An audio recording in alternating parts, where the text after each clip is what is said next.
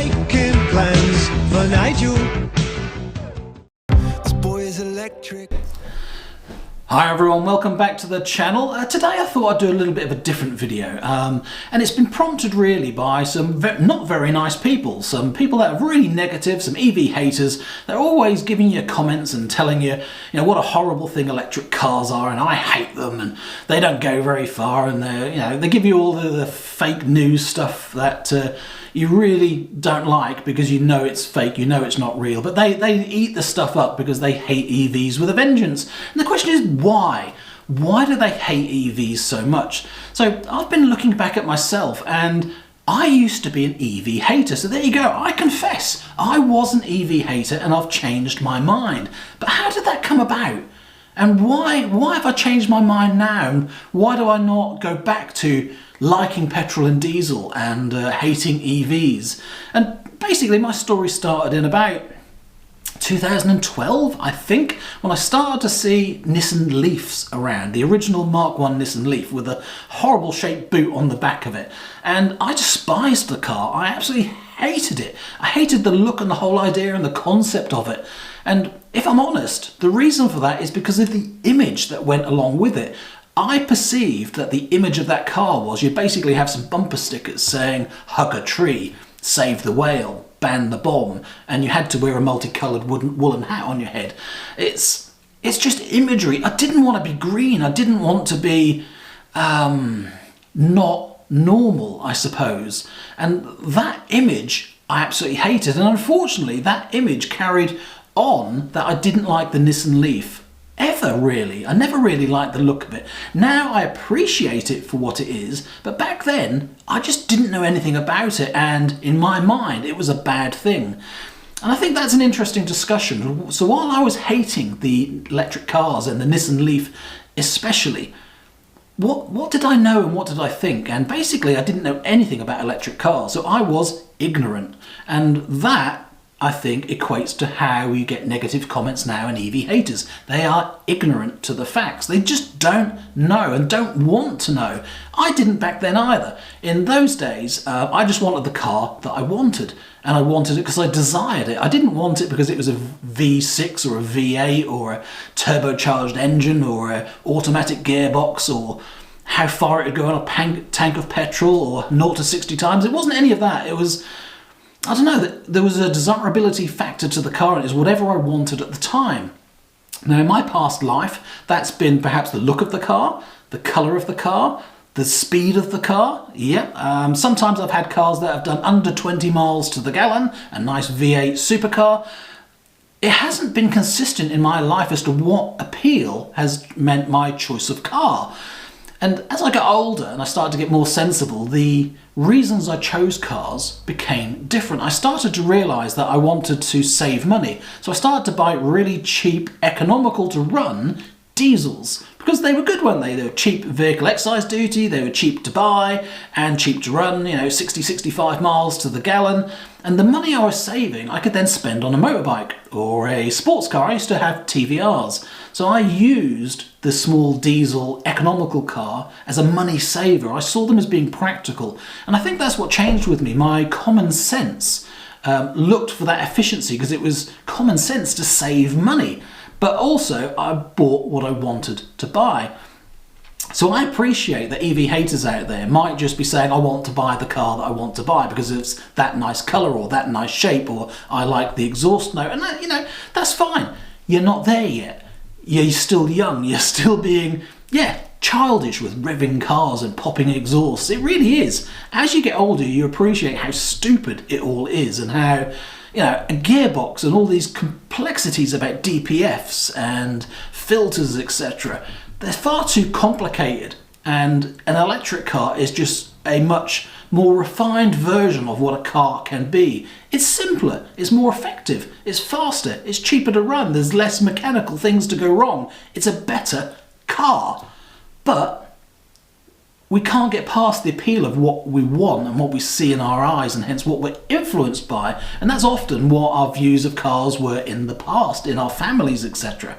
So yeah, I found it very interesting to look back and see myself as the EV hater, and the fact that I didn't even know what a car charger was. I didn't know how electric cars charged, because back then in 2012 I don't think Norwich and Norfolk had any car chargers at all in any rapids. I'd never seen one, I'd never understood it. I didn't know how they charged at home apart from you plug them in and recharge them, and I knew they had a little range, but I had no concept and didn't want to know how small it was. I just knew it wasn't for me. And I think that applies to people that hate EVs now. They just can't see them, they can't get them. But what they're too blinkered and too stupid to see, and I was that blinkered and stupid too, so that's why I'm happy to say it, is that I couldn't see common sense. I couldn't see what was right in front of me, that it is a better car. So the question is, at some point in your life, you'll realise that, and you'll realise it's more appropriate for you, because most of the time we just want a car for the car's sake. It's not always an ownership experience. And even with electric cars now, there's enough variety. And I must admit, in the early days of electric cars, there wasn't enough variety to be able to choose a car that gave you a nice ownership experience. Now there is. Now there are lots of cars out there in the BMW range, the Audi range, the Porsche range, the Mini range, that aren't just boxes, Euro boxes. I mean, who wants to drive around in a family SUV if you're still young at heart, etc.? You want something that inspires you slightly. And does efficiency and how much it's saving you money-wise, does that inspire you? Perhaps not. And is there an aspirational car that you want to get, etc.? And that normally isn't an electric car. But now there are. There are some cars that are worth having and worth desiring.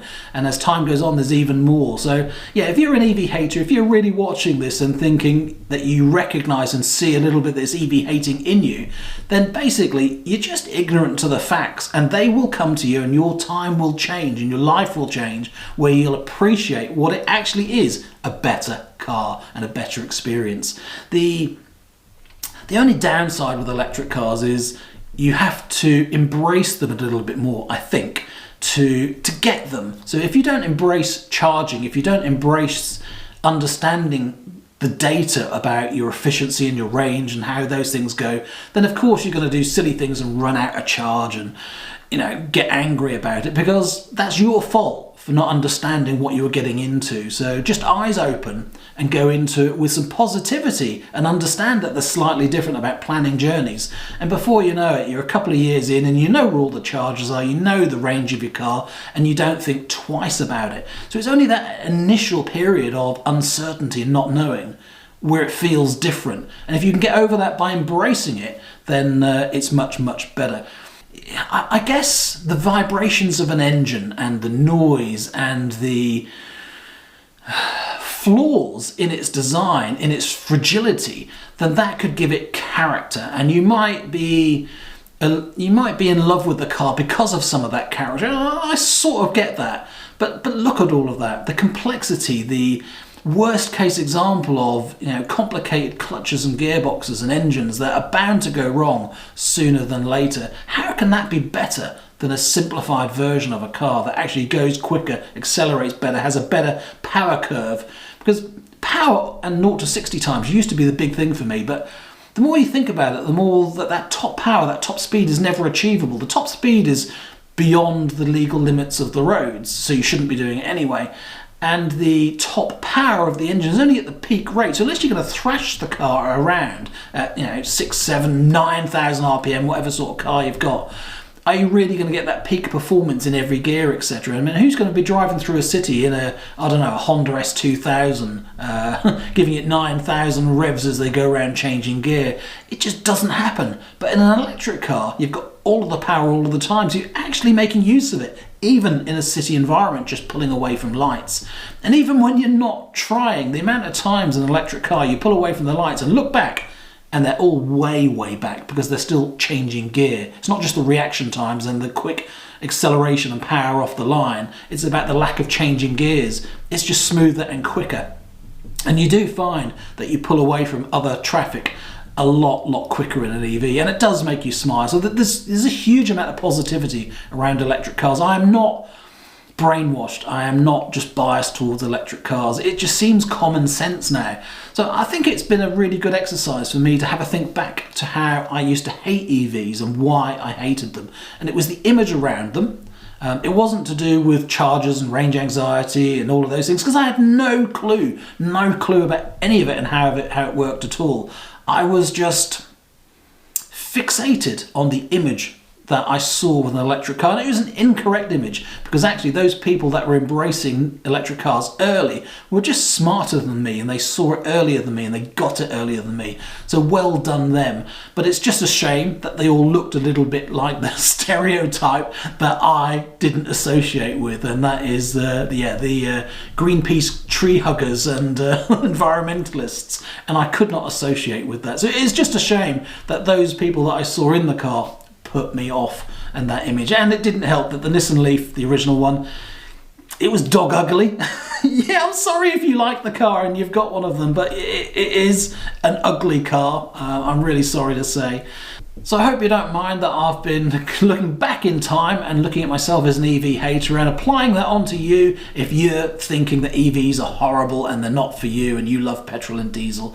I'm afraid I do see you as childish. I do see you as silly, blinkered and ignorant, because you're not aware of what's been going on. I think it's a true fact that EV owners are talking from experience, because they've had petrol and diesel cars and they've owned electric cars and they know what's better. What I do notice with EV haters, they haven't really tried electric cars, and the only ones that go back and say I can't cope with one are the ones that don't embrace it properly and don't try the charging and try to adjust their driving experiences to cater for electric. You've got to be enthusiastic, you've got to buy into it and go for it. And if you don't, then well, it doesn't work and it's your own fault, isn't it?